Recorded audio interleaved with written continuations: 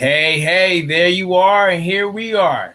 This is Dr. Darwin, the new dentist coach, and I'm here with my co-host, Dr. Evelyn Teague, and we are here for another episode of This Week in Dentistry. This Week in Dentistry. Thanks so much, you guys, for joining in on our show. We're here every Tuesday, most Tuesdays, but every Tuesday, 9:30, to bring you another segment of This Week in Dentistry, where we talk about different topics, different trends, different news that's occurring in dentistry, just as a source of information, and also just our way of giving back and disseminating and networking with our fellow colleagues. So again, we're here every Tuesday night at 9:30 on Facebook Live. Also, this recording will be available on my YouTube channel, Dr. Darwin Speaks. And I think Dr. Samuel is... Everybody does that. Huh? Everybody does that. Yes. Dr. Samuel also has a couple of platforms where you can watch this and other videos. Doc, what's the best way for people to get in contact and follow you as well? Okay, so the best contact email would be info@drEvelynTeagueSamuel.com.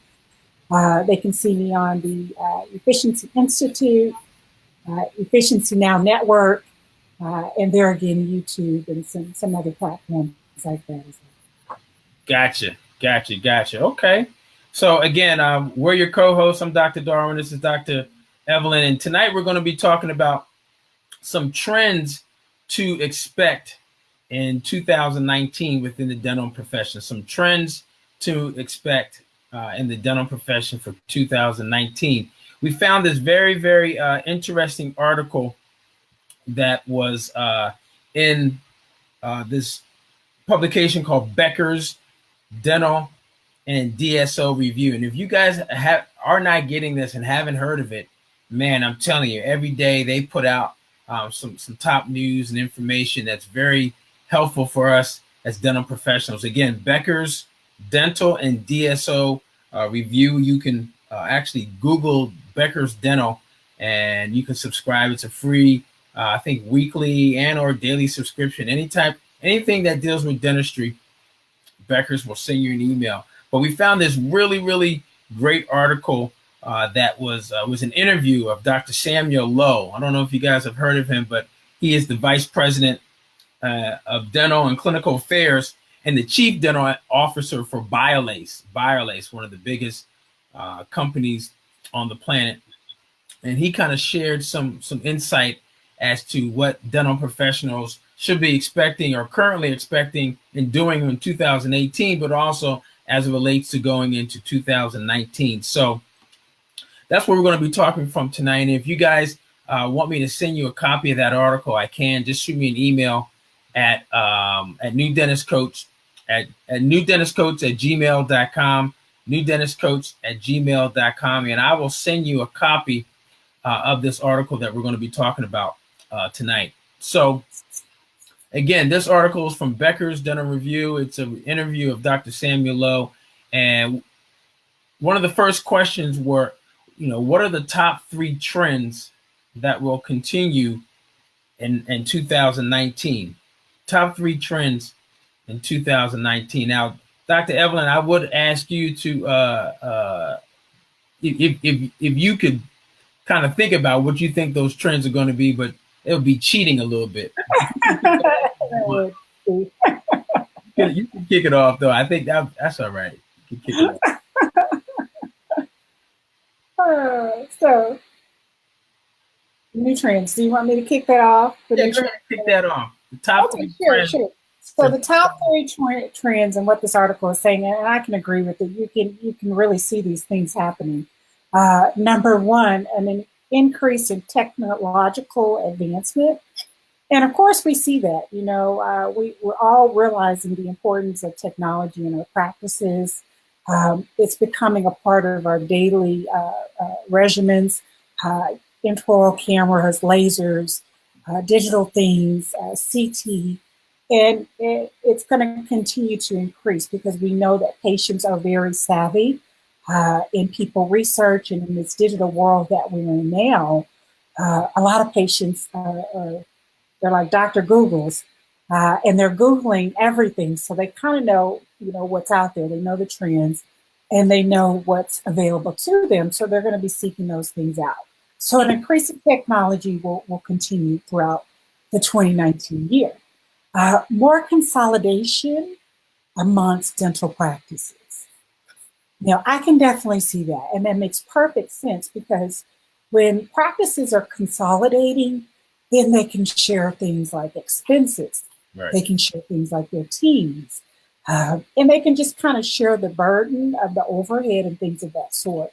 So with this report, it's saying that will be definitely an ongoing trend, is the increase or the decrease or consolidation of practices among dentists and dental practices. It's almost like some of those practices are finally realizing that, they have to be fit and trim now. They have to be more financially and business astute so that they can survive.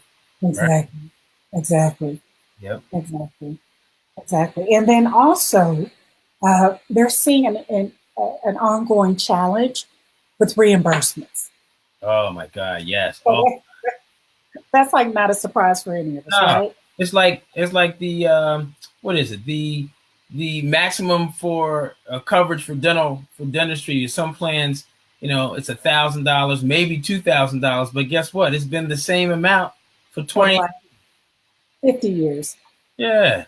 Literally. Like I actually have a chapter about that in my book, Dr. Darwin, that says exactly what you said. I mean, you can't even buy Coca-Cola for what you bought it for 40 years ago. So why would you still have $1,000 in benefits? Right. And oftentimes patients don't understand that. They think I have insurance, so insurance covers everything, but they may have $1,000, which is merely a discount. And that's kind of how I like to phrase it. And they really don't have insurance. They have crummy insurance. You don't have insurance. You got crummy insurance. You have a discount. Right. You have a discount. So those are the things. And it's funny that those challenges for reimbursements, you got to really think, question these insurance companies or these third-party payers, because it's like, okay, so who are you really doing this for? Are you doing it for the patients, for your clients, for your customers, or are you just doing it for yourself and you're collecting all these fees or these premiums, but when it comes to delivering of the care and covering the care, you're cutting it to the very bare minimum. You're keeping the maximums for the year at a rate that's actually decreasing, because every year there's inflation. Exactly. There's 3, 4, 5% of inflation. So that $1,000 20 years ago, right now, it's probably more. It should be more like what, $6,000 or $7,000, probably. Exactly.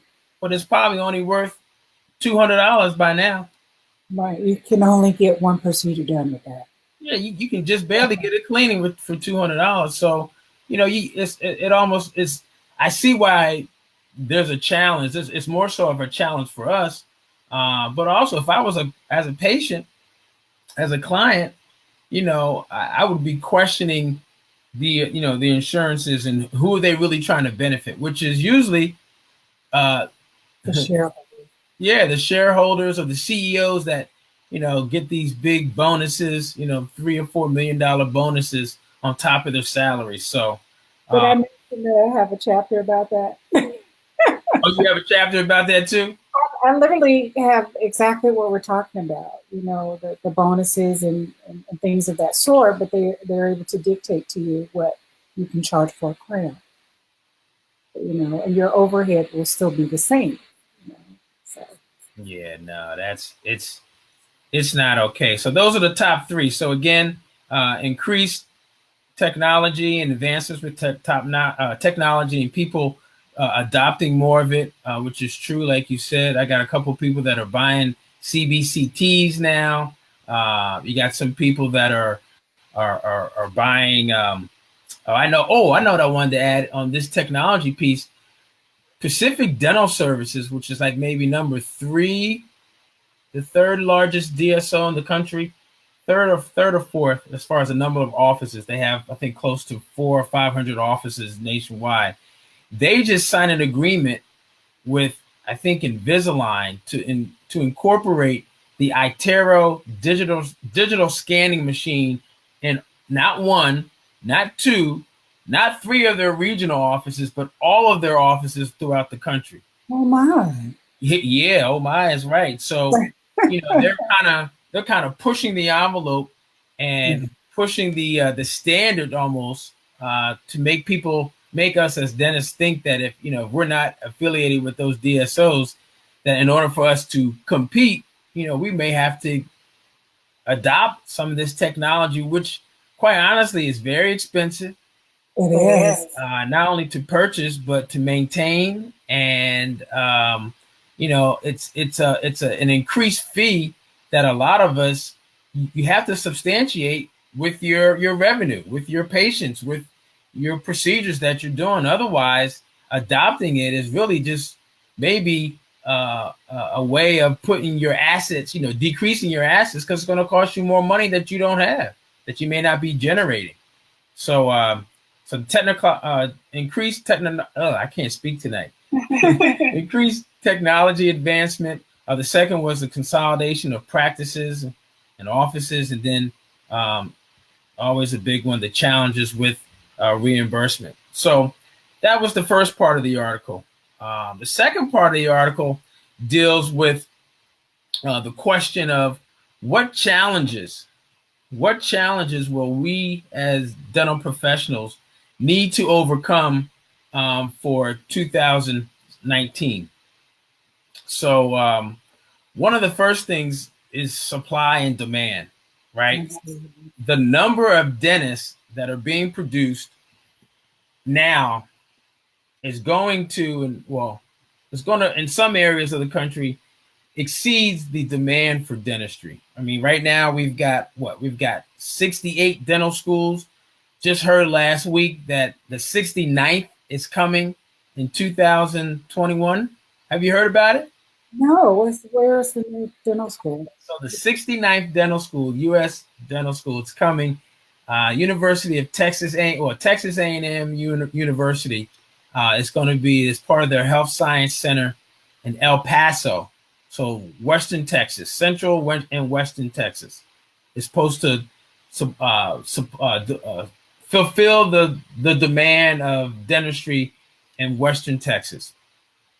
So, but overall, with there being about 197,000 dentists nationwide, and more dental schools, increasing the number of graduates, there's going to be an increased competition for patients and for delivering those services. So that's going to be one of the challenges that we're going to continue to have to overcome in 2019. The next one was advanced dentistry. Advanced dentistry. Dentistry is now being looked upon to kind of help with some of the challenges within healthcare and some of the healthcare concerns. Right now, one of the biggest ones is the opioid crisis, right? You have a lot of these different states throughout the country that are now making it part of your license, sure, that you take CE and get trained in opioid training and addiction services and treatment and abuse that a lot of patients are doing. The number one reason why is because we as dentists are writing a lot of these prescriptions for pain. So advanced dentistry, or some that whole issue of pain management, putting people to sleep, or different things with sedation and making people pain free, will be one of the things that we have to kind of increase our ability to promote as far as advanced dentistry tools going into 2019. And then the third issue goes back to an issue we talked about before, which was insurance and patients having a high level of dependence on insurance, their insurance plans and their benefits, which is really not worth a couple of dollars. You know, you have a $1,000, $2,000 maximum for the year, and you can eat that up in one visit, but you've got 3 other teeth that need some attention ASAP. So patients will continue to push the envelope with regards to demanding that any dentist that they see carry their insurance, because they don't have money for anything else. And the likelihood of that being resolved in 2019 is very, very short. That's not going to happen.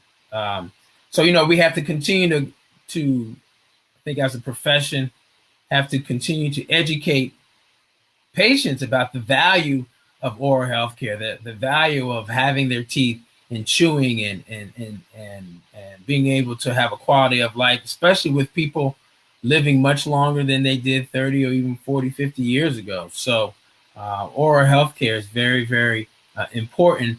And, that's probably more important than the new iPhone 10 or 15 that's coming out that you're going to change. You're going to change in 2 years, but your teeth, you're going to have for a lifetime into your 80s and 90s. It's so funny to use that example because as you were just going over that point, when you were saying, that patients will be pushing for the insurance and they may not have the money to do the treatment. But I was thinking, but everybody has an iPhone.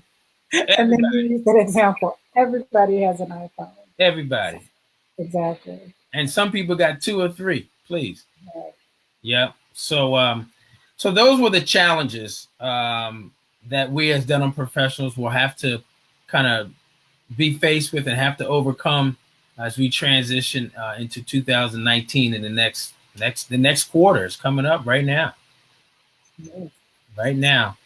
And then the last part of this this interview with Dr. Lowe, who's the vice president of Biolase, is the last question, which is the big question, right? It's the big elephant in the room that's stomping around and continue to make a lot of noise, which is the DSO elephant, the Dental Service Organization elephant.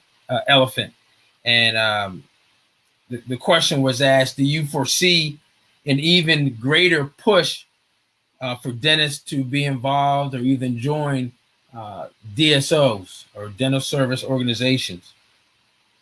What do you think he said? Dr. Lowe said in his interview. Absolutely. Yeah. Absolutely. Absolutely. I'm sure that's what he said. Even before I read the article, I knew that's what he was going to say, that there is definitely a trend of more dentists going to these DSO organizations. Absolutely. For all the reasons we talked about too, So absolutely. Yeah. And a lot of that has to do with just, the people that are coming out and the people that are retiring now, right? So these DSOs, they pretty much appeal to two groups. One group, which is the new dentist, right? The new dentist. I think one of the reasons why it's so appealing is, as millennials, they like to work in groups. They like to have some flexibility. Mm-hmm. But one of the biggest dilemmas right now is for those new dentists that are coming out is the debt. Oh my goodness, yes. Their debt service on, we're not even talking about undergrad. We're just talking about dental school, with the average being about $287,000, which is almost $100,000 more more than most medical students. That debt is just killing people to the point where not as many people are making decisions to buy practices, or even, I should say, open up their own practice from scratch. So it's a challenge. So for many of the millennials, they like the kind of like the group practice models that most of the DSOs have. They like the fact that they're going to get their full benefits, right? Mm-hmm. They're going to get some CE, some guaranteed CE, which is definitely important, continuing education. They're going to get some paid time off. So they'll have some time to do what they want to do. And they have access to some financial services, meaning, as far as patients getting treatment done that's maybe above and beyond their lousy insurance that they have, the coverages, the benefits that they have. Most of the new dentists, if they're in the DSO, will have a component of that office where they're handling the financial services, whether it be for financial services for treatment, but even just the operation and running of the business. So that's one of the groups that DSOs definitely appeal to. So who do you think the other group is? The other group, I think, would be the boomers. The boomers. Right. It's the boomer dentists. So these are the people that have been practicing probably 40 years, 30, 40, no, probably more than that. About 35, 40 years, I guess. And most of these people are looking to retire, right? They're looking to retire, but who are they going to sell their practice to?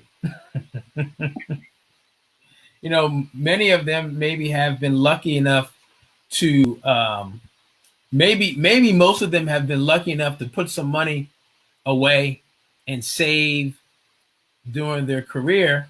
But if not, many of them are looking to sell their practice as their retirement plan, which is a challenge for them, because who's going to buy it? Who has the money available to buy a 20 or 30-year-old practice that has a lot of goodwill as far as patients and some accounts receivable, hopefully not too much, but has a lot of goodwill with patients and treatment plans and patients, active patients. A practice like that may cost somebody, close to a couple, at least $500,000 to $2 or $3 million for that practice. What new dentist has $2 or $3 million in addition to close to $300,000 of loans? Or more. Not too many. So for these boomer dentists, that's a challenge of them being able to identify and find new dentists that are looking, that can afford to purchase their practice. So the DSO model is good for those boomer dentists, because these DSOs can come in and just snatch up the office. There's a lot of benefits for that boomer dentist. They can still work, but not have to worry about the financial side of it or the business side of it. And DSOs bring a lot to the table. They add a lot of value of being able to have leverage with labs. If you've got 300 or 400 or even 500, like Heartland has over 500 offices throughout the country. You're a big player in the dental market, to the point where you can really dictate what type of lab fees or what type of fees the lab's going to charge across the nation for all 500 of your affiliated offices. So, there's a lot of power and clout and privilege that these DSOs bring with their ability to leverage a lot of finances and expenses and overhead. So that's appealing to millennials, but also to the boomer dentists, because now they can kind of transition and be rest assured that they're going to have a fixed maybe revenue that's coming in on a monthly basis as part of their selling of the office to the DSO, and working in collaboration with the DSO. So those are some of the things that are going to be happening with these DSOs in the near future, especially in 2019. So what do you guys think? Are we on target here? Does it sound like something that is new, something you haven't heard before, something that you wish you don't keep hearing? I mean, what do you guys think? I know for a lot of us, I had a couple of people ask me about DSOs, was a new dentist that had just graduated 17, and he's not doing a residency, but he had a question about, what was my opinion on the future of dentistry? Do I see DSOs continuing to make taking a strong position in the marketplace? And I was like, yeah, absolutely. I mean, not that solo practitioners or the solo practice is dead, but I think it's getting smaller and smaller and smaller in comparison to maybe 10, 15, or even 20 years ago. So, and for the reasons that we've talked about. So what do you guys think? Post some comments down below. Post some questions down below. If you have some comments, we'd love to hear about your thought process and what you think about. And then what do you think, Dr. Evelyn? You think most of this is on point? Is there any other things that you kind of think you may foresee happening in 19, maybe that you've had some conversations with some of your clients and people that you've been working with? No, I mean, I think this article is right on point with the topics that we touched upon. It is definitely an ongoing trend. You can see it, and it really makes me think about when I was little. There used to be these little mom and pop like convenience stores. Mm-hmm. Where I'm from Alabama, and then you had all the big stores coming, like the Walmarts and things, and all those places went away. So not that, like you said, not that the solo practice is, gone totally, but it's definitely having an impact with all the DSOs popping up. And with them being able to have that leverage, like you said, lab fees and even supplies, they can kind of dictate what they're going to do because there's power in numbers. Yes. There's power in the revenue that they have. Definitely. And there were a couple side points that I saw in the article that was really good too. They were talking about, with DSOs starting to continue to emerge having even greater impact than they do in 18, even more greater impact in 2019. Just real quick, I remember hearing something about either Heartland or the top three. I mean, they already have plans for all these de novo or brand new offices coming up for 2019. I think one of the top three DSOs, part of their strategic plan was to open a new office, 20 new offices per quarter for 2019. So that's a lot of offices. And who's gonna be the people there? Well, those that are coming out of school, those have a lot of debt, those that are don't know how to open up an office, they have some challenges opening up offices, and maybe those that just want the non-entrepreneur clinical side of dentistry and just want the 9 to 5. So DSOs are going to be able to tap into those that demand or those types of dentists that are looking for that setup.